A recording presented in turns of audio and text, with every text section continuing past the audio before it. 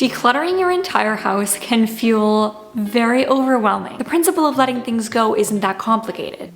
But without a plan, it can feel really unproductive or even stressful to just wander around your house looking for things to get rid of. In today's video, I want to share with you 27 things to declutter today.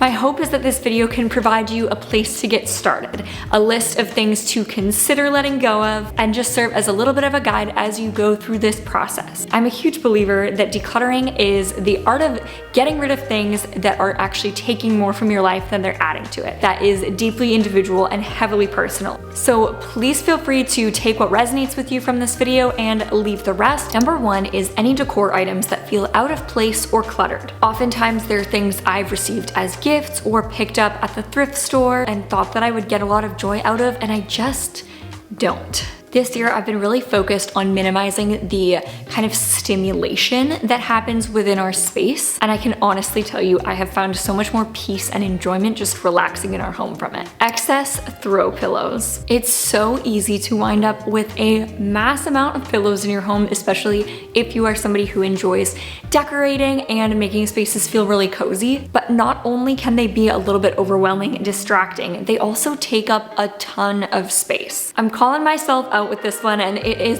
blankets. In addition to the ones we have on our bed and two that we usually have sitting out on our couch, we have this little basket over here by my desk, which is literally overflowing with blankets. It is nice to have a couple of extras, especially when we have guests come to stay, but truthfully, there's just absolutely no way that we are going to get use out of all of these blankets. So this is one that I am definitely going to be decluttering this week. It might be time to declutter those excess appliances that you're not getting a lot of use out of. If you have two things that kind of do the same thing, like an Instant Pot and a slow cooker, a toaster and a toaster oven, books that you don't enjoy owning, excess food storage containers. The keyword here is excess. Meal storage is incredibly helpful, especially if you are a meal prepper, but only as long as you're actually getting use out of what you use. Branching off of that, lids without containers or vice versa. I do have a couple containers that I don't have lids for, and I either use plastic wrap or we have reusable silicone lids that go over them. However, it's pretty hard to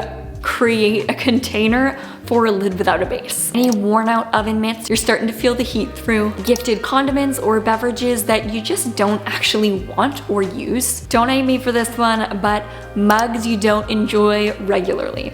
If you don't love looking at them, you're not getting a whole lot of use out of them, might be time to pare down on that collection. Any kitchen tools that don't get used frequently. The kitchen in particular is a room where it's so easy to hang on to things simply because they're functional. But just because it inherently is functional does not mean it's actually functional for you or your routines. Oh, this one is another very personal one, and that is donations that are waiting to be dropped off.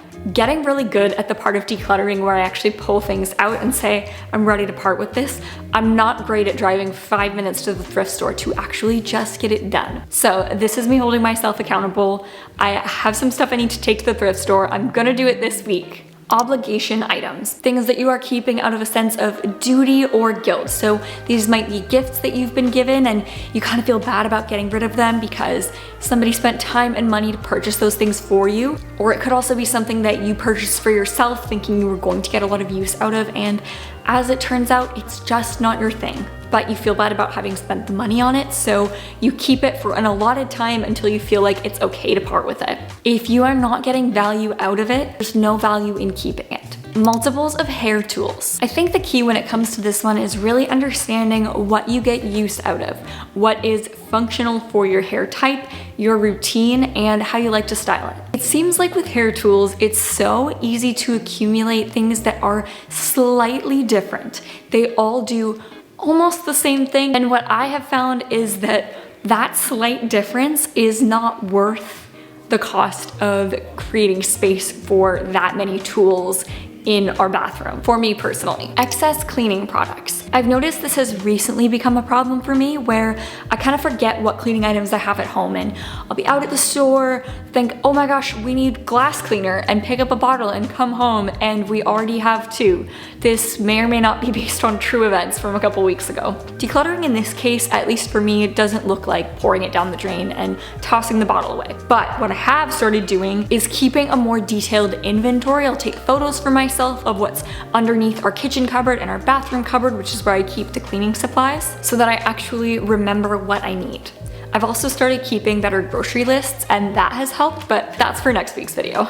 Reusable bags. Actually just learned that the Salvation Army accepts them as donations. I think other thrift stores do this as well. They will use them as bags to give to their customers. Duplicate toiletries is another one that just seems to sneak up on you. This definitely seems to be the worst for me with skincare products and hair products, oftentimes because the previous product either stopped working for me or started to irritate my skin or my hair. But instead of throwing it out, I just keep it there as a backup, which I really never need. I find these are so easy to let accumulate. I would be curious to know if this is something that you find yourself doing as well. Too many socks or socks without a match. Formal wear that is not your first choice. A few dressy items that I've hung on to, but I had 3 or 4 options and I really don't need 3 or 4 options. The reality is I love one of the dresses and I'm always gonna choose it over the others. So keeping them wasn't doing anything except taking up space and giving me the illusion of choice when I knew what my decision was gonna be anyways. Our last wardrobe related item is uncomfortable clothing. Life is just too short. Receipts. This means check your purses,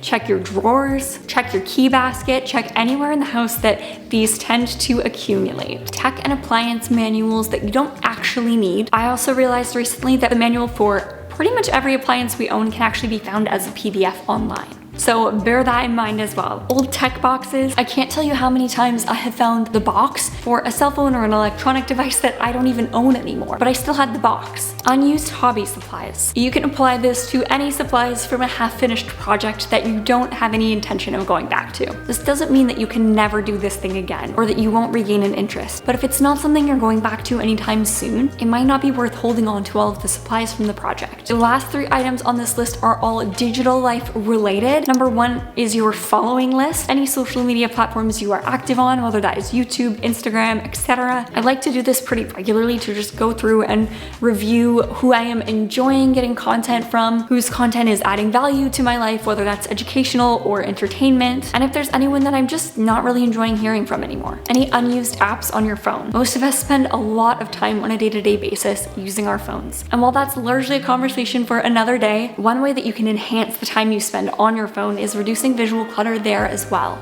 The easiest way to do that is simply to delete any apps that you don't actually want to have on your phone. You can always go back and re-download it later if you change your mind. And last but not least, email subscriptions. Thank you all so much for watching this video. I would love to know if you think there's anything I missed on this list, something that is a decluttering essential for you or a category that I forgot about. Definitely let me know in the comments. Thank you all so much for being here. I'm just so thankful for each and every one of you, and you being here just makes my day every single day. I hope you have a good day because today is a good day to have a good day. And that's it. Bye.